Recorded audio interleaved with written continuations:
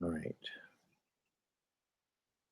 Why are there no viewers?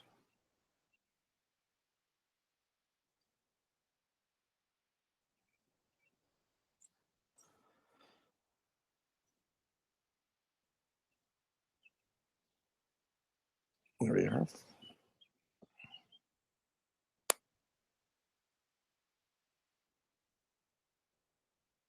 All right. This actually may be working.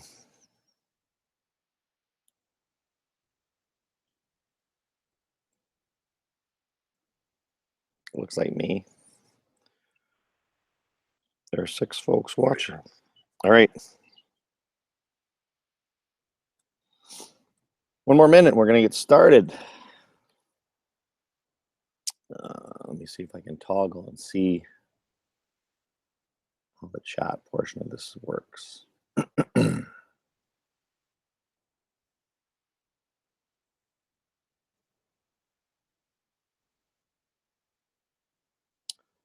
So I'm gonna drop in the link here. Not to the YouTube page, sorry. To the invite people. Right, let's see if we can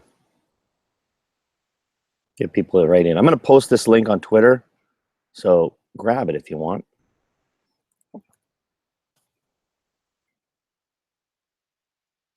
Really hope this is what I'm supposed to be doing. I apologize if I'm messing up here big time. Would not be the first. Would not be the first. So if a few people want to jump in live, I think that'll help for sure when we do our little Q&A part after we get started here.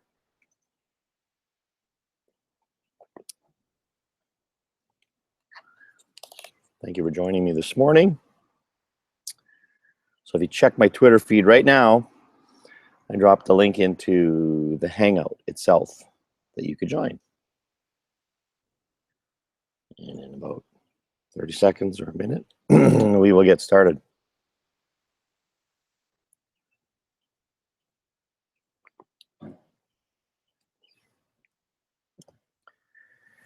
It is a lovely day here in Saskatchewan. We've had summertime weather. So I'm outside on my deck, about to share a little bit about my journey into podcasting. I see that Roland already shared his presentation, which I did not have a chance to see, but I will go back and watch. I don't know, hopefully this complements or provides a little different perspective. So let's just go ahead and get started here. Again, the link is posted. Already shared his presentation, which I did not. There we have. Now, I will go back and watch. How do I mute other people?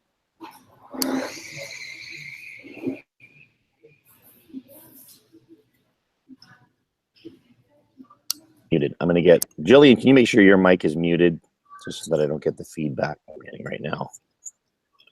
Perfect. All right, let me get rolling here. I'm going to share my screen and just share a little bit about my journey into podcasting.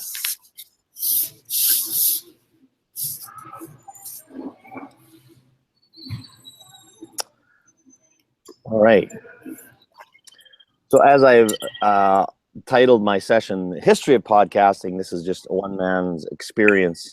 You know, it's nice to be able to share something like this, just because it's not a topic I talk about particularly as somebody who does a lot of presentations, and it's sort of in some respects fallen into a bit of a niche aspect of my learning, but still a very important part. So I love these kinds of opportunities in unique formats to be able to share some things that perhaps I don't normally get to talk about. So excited to talk to you about the history of podcasting and EdTech as I see it. I don't want this to be some sort of a definitive thing where somebody is fact checking and saying, well, you got this wrong. I probably did get a lot wrong, but this is sort of my journey into it. For anyone who doesn't know who I am, this is me. I'm Dean Shareski. As far as a my education career. This is about my 28th year. I've spent 14 of that in classrooms as a classroom teacher.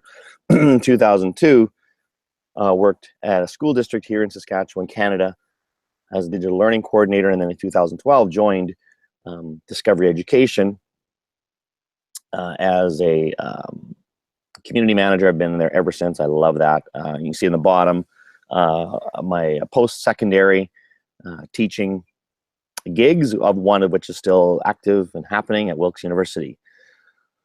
So let's talk about where podcasting began for me, and then we're going to leave some time at the end if folks have questions, more so I think recommendations around how they're using podcasting in their own learning.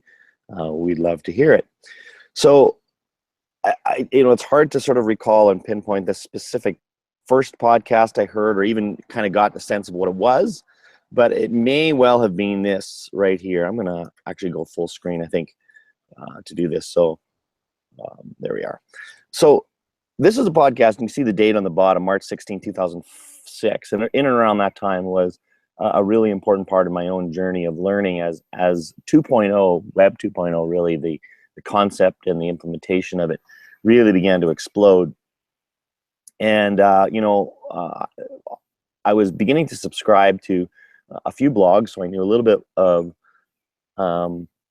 things that were happening around the world, and it was really exciting. And then this podcast came, which was sort of defined as over the pond through the fiber, and it featured mainly folks from Canada and the US, but you can see in the middle name there, Ewan McIntosh was from Scotland. And so this was kind of revolutionary at the time, that these people could have this conversation about teaching and learning, not only across countries, but across an ocean. And then another one later on that year, same kind of idea, and it was something I was really excited about, because I'd come to be quite big fans of people like Will Richardson, Tim Wilson, and Tim Lauer, who were very active bloggers at the time. And I didn't know that they were connected really in any way. And all of a sudden they began a podcast, which was rather short-lived, I will say, but at the same time, pretty exciting for me to be able to hear the people for whom I was reading for the last couple of years. And so now it's almost like a voice, not quite a face, but a voice attached to their writing. And so this was the real big part of podcasting that was appealing to me, is that the people that I had read were now coming to life in a new kind of a way, and in a much more casual way, having conversations. And for me, that's what always appealed to me about blogging in general, was that it was a way to sort of break down the formality, if you will, or academia of educational work. Most interactions I think that people had with other educators beyond the ones that they maybe worked with locally was through books and through conferences, and typically these were very polished formal kinds of experiences. So podcasting and blogging represented something a little more personal to me.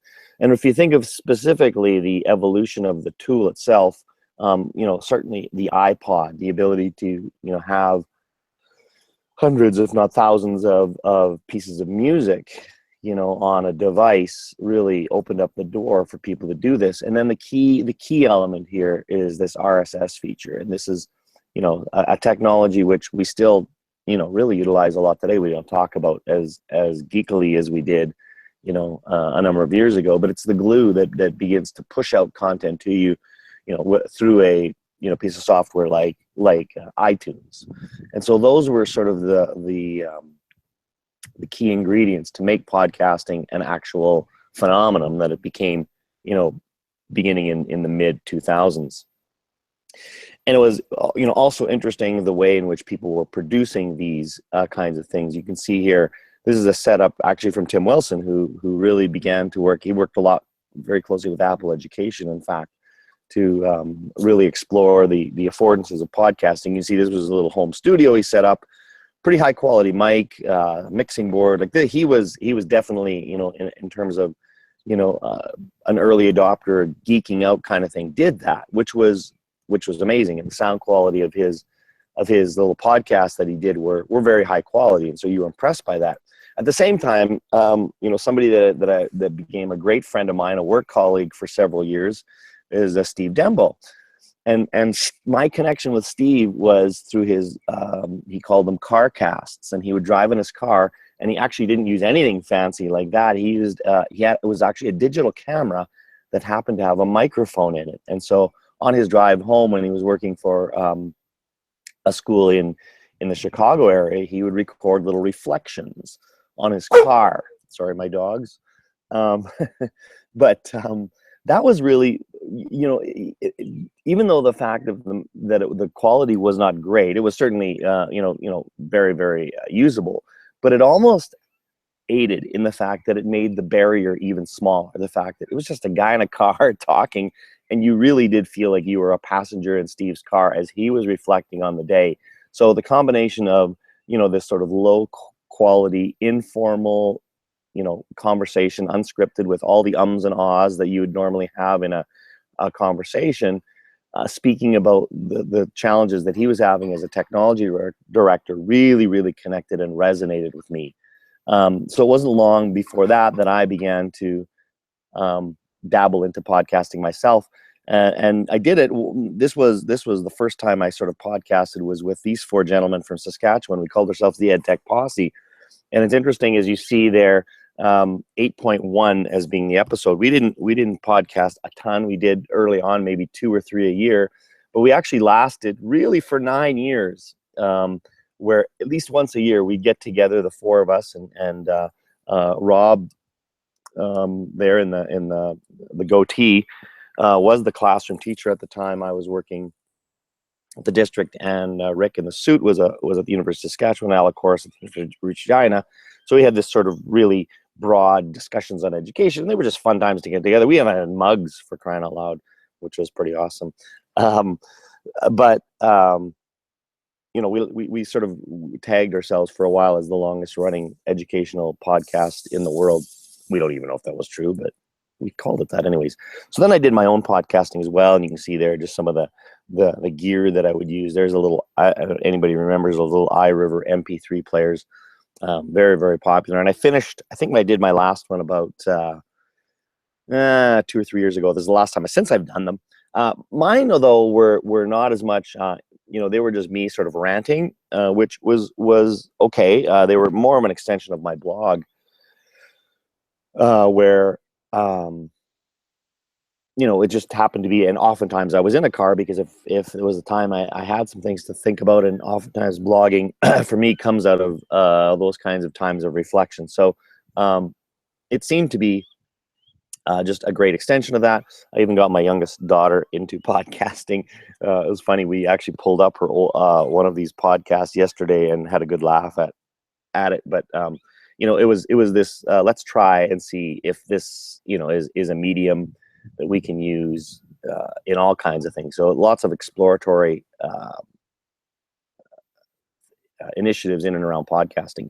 And again, for me, the biggest benefit to all this was certainly through ideas and through connections. I have met so many wonderful people because it was an extension of the blog, where I could actually hear people and connect with them. I would go to places, and I've connected with so many people, as well as just a lot of great ideas that were shared. I remember, again, one example, Steve Dembo talking about something called open space technology that he experienced, which was really a predecessor to what we have now as far as our ed camps go. We didn't have ed camps back then, and this was the start of it. And I ended up using a lot of this stuff in my own work at the school district. So totally learned so many great things, and more importantly, met so many great people. I'd be remiss if I didn't talk about sort of the key, some of the important educational podcasters. Bob Franco, who's passed away since, was probably the first person who actually started using this with kids. And Room 208 was a podcast he had with his fourth grade students, and they were really, really well done. So I think they're still archived. You can find them.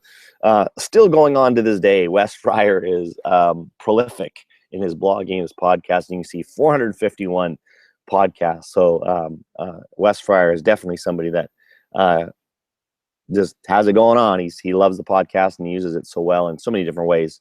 But for me, things changed over time in terms of my own production of it. So over time, we saw people start using tools like Google Hangout, where they would, do live stuff, record as well. And so I felt like podcasting changed, not necessarily, and I don't want to mean that in a negative way. It just changed. And for me, I did some of those, but I sort of lost my desire to produce podcasts themselves.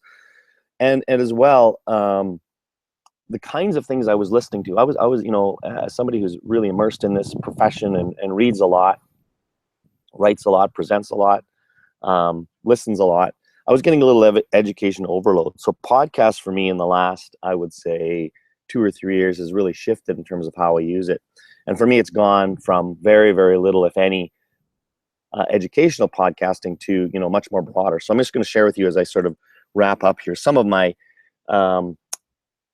favorite podcasts and the way in which I use them for my own personal and professional learning. So 3, more long-standing podcasts that are staples, if you will, in my own consumption.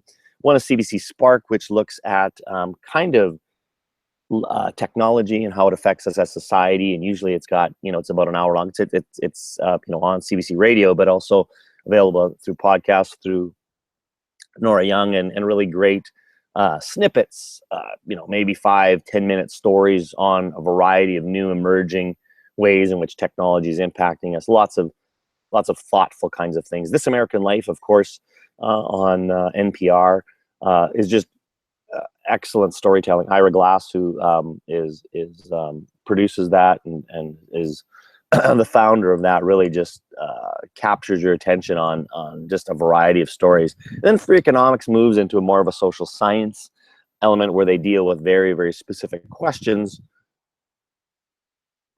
If you're familiar with the book Free Economics, sort of an extension of that, with looking at why do we act in certain ways, and sort of the unknown reasons why certain things are the way they are. There's sort of 3 main podcasts that I listen to, styles, if you will. First of all, there's the episodic podcasts. So these are more if you're into, things that carry on a theme. I think people may be very familiar. I've listened to something called Serial, which really sort of emerged as a new genre in podcast, where you really did have to listen to every episode, in sequence. Much more familiar to many of us in terms of the way we consume television. Serial was a sort of a groundbreaking podcast that dealt with an older murder case and trying to come up with what really happened here. Since then, there's a few more. Crime Town is one that looks at cities in America and the history of crime there. Again, a lot of historical kinds of things. One that I just finished listening to was S-Town, which is a unique story around a small town and a particular character in Alabama. And then the other one that's not, you can see those 3 sort of have this crime theme.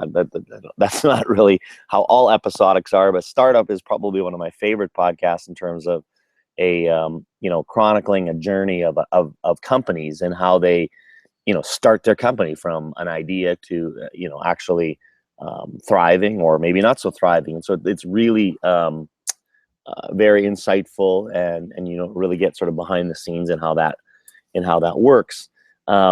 And from Startup, I actually got, you talk about how does this connect to my professional world. That's not necessarily the intent, but so many times you find great ideas. In the Startup podcast, there's in episode 2, there's a great story of, and I share this a lot on my presentations. I've shared it in the book I wrote, and I wrote a blog post that started it, where in this new business venture capitalists, the founder talks about, pitching this to an angel investor, and who wasn't interested in his business plan or anything else, but asked him a simple question about what his unfair advantage was. And it began me thinking about, what do we mean by unfair advantage when it comes to teaching and learning? And so there's just a small example of how I take, the things that I'm listening to through podcasts and apply them. And I think sometimes they're more interesting to me than the direct applications of educational podcasts. The second type of podcast that I tend to listen to are journalistic podcasts. So this is where You know, it's kind of 60 minutes on radio, if you will, in some respect. Reply All is one I've been listening to from the start. Very similar to Spark in some respects, but instead of doing, you know, 3 small stories, it'll take one story in and around how technology is impacting our world in again, almost any kind of a topic you want. So that's the loose connection there. Science Versus is one I recommend to a lot of people because I think it really gets at this idea of civil discourse. It looks at all kinds of topics like fracking, GMOs, gun control, abortion, lots of topics that are pretty controversial, and kind of strips away the politics of it and just tries to get at the science. Like, what's the science behind this? And it answers usually 3 big questions, and you know, it doesn't always come up with conclusive evidence, but certainly sheds light on it in a non-biased way. Revisionist History by Malcolm Gladwell just has one season so far, 10 episodes. They were all great because they look at stories that maybe we don't have the full background on. And I'll just leave it at that. Surprisingly Awesome is another one that's looks like it's come to its end. It had about 17 or no, maybe 20 some episodes, looking at this idea of how do you take a topic that is seemingly not that interesting and make it surprisingly awesome. And another example of exactly that, you know, pulling that from my last week, I did a presentation first time, and that was the topic of my presentation, surprisingly awesome. And really what I was trying to do is develop strategies and ways in which we as teachers and can help our students take topics that might not seem that interesting, and how do we, you know, what are the ways in which we can make them surprisingly awesome to others. So another little example of that. Interview podcasts are pretty straightforward, and you know, these are 3 that I typically listen to a fair bit. I like Alec Baldwin, has just a great variety of guests. On Being with Krista Tippett is a new one I've discovered, and W2F with Mark Maron is probably one of the longest standing interview style podcasts, often with comedians, which I love to listen to, but not necessarily. So those are 3 just interview styles. And again, just some little more obscure ones. 99% Invisible is another one that I don't listen to all the time, but you know, really has some great insights on obscure topics, if you will. It kind of goes pretty deep into the things that we don't normally think about. And then finally, just some random other ones that I listen to just that may pique your interest. Mystery Show was 5 or 6 episodes, but just really kind of a bizarre uncovering of mysteries that nobody else would solve, but Starry Klein, the host, does. The West Wing Weekly, I've been rewatching The West Wing, and so have a couple of the characters from the show. And there's, after each episode, they sort of dissect it. So if you like geeking out on that, you can. How I Built This deals with, you know, people build companies or other things, and really that specific thing. Hidden Brain, much like 99% Invisible, but looks at the way we think. Roland, I thought I'd give a shout out to Roland, who's does an educational podcast, interviews people he's interested in learning about. And then the last one I have there is Heavyweight, which is another kind of, it's hard to even describe that one. It's usually a one-person podcast. It's not really interview style, but just a story of one person and sort of their unique experience. So there's my story and journey into podcasting. I'm going to stop sharing my screen.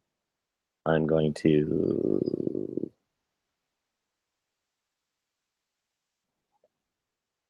go to the live event page and see if I can see if there's any questions there. I never know how to do this. So go to the live page, go live.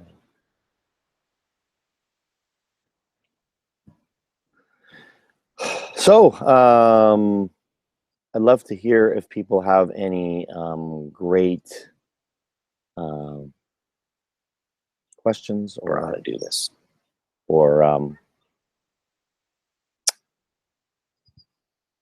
we want to see Dean's pants. No, they're not that. My pants aren't that interesting today, Natalie. They're just regular jeans. So, all right.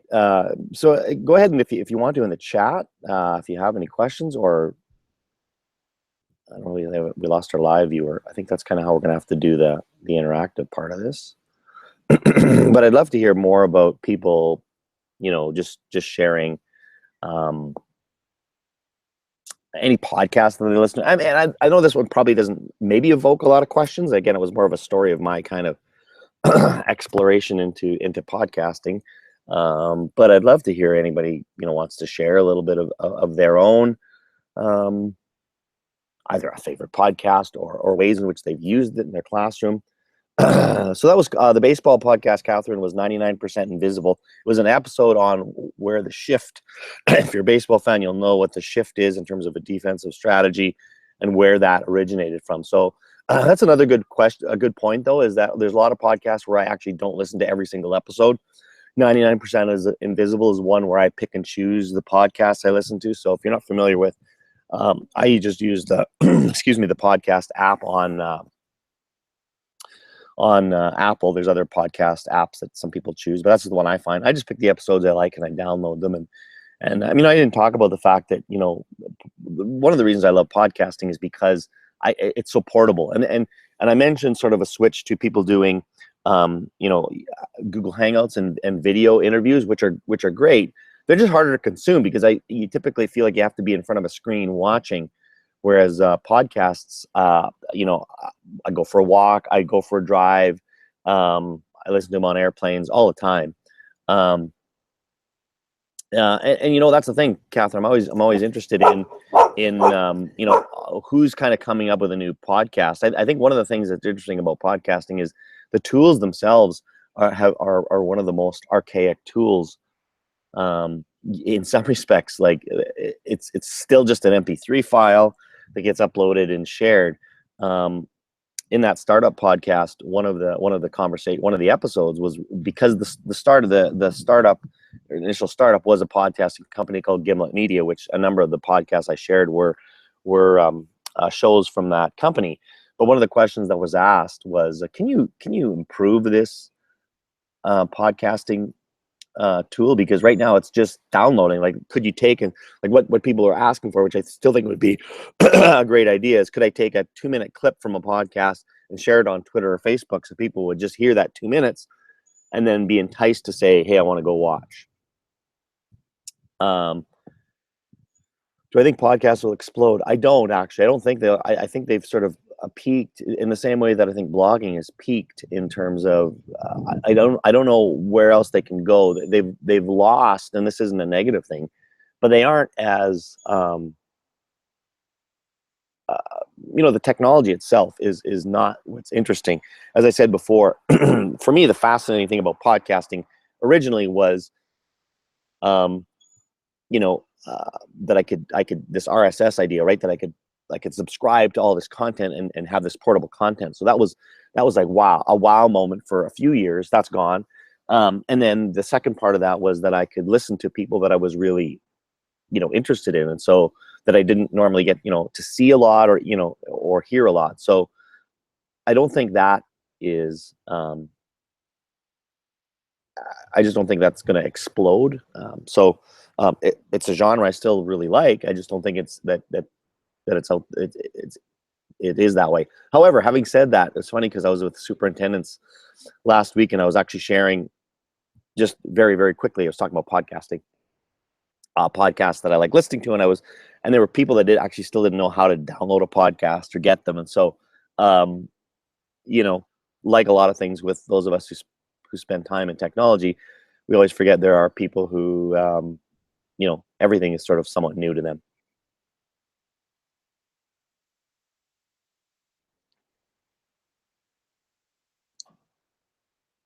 Anybody want to recommend a great podcast that I did not mention? Because I just mentioned a small sampling. I know there are thousands more that folks could share.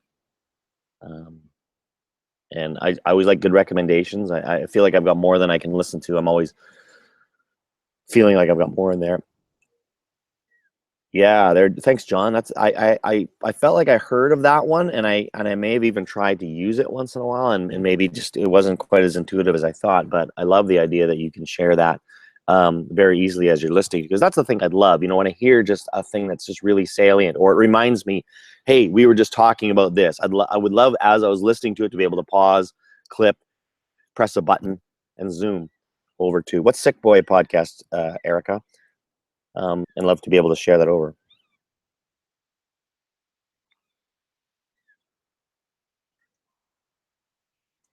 Chasing squirrels. All right. Yeah, it's funny that I'm another podcast that I've listened to occasionally that's educational based is Modern Learners. Will Richardson started. Excuse me. And I'm a big fan of Will, so I like listening to it, but just not just doesn't seem to be something I gravitate to as much. Oh wow. I'm guessing sick boy is pretty literal in terms of its title and what it's going to bring. Got a few more minutes. Oh, and it's funny too. Great, yeah, that sounds awesome. I mean, there's an example, Erica, of I think where you can get really niche with podcasts, and I think that's part of the power of them. When you try to be too broad and appeal to everyone, it's tough. But when you just say, hey, I want to talk about, underwater golf. I don't know if that's the thing. I just made it up, but you're going to find just that right people who are just love that topic. So I think that's part of what makes podcasting special, is that you can be very niche, and it's not for everybody, but there's always a topic that someone like. I mean, that's the thing. I would say just go searching. If you've got some, specific hobby that you're interested or concept, somebody's got a podcast out there that they're doing on that topic. So you're sure to make some sort of connection there. And again, I think the key difference between podcasting and blogging, both of which I love, is that added human element, right? Hearing a person's voice, getting to know them on a little bit of a different level. So thank you for joining me. I hope that was somewhat useful. I appreciate the opportunity to share my learning, and I hope you guys all have a wonderful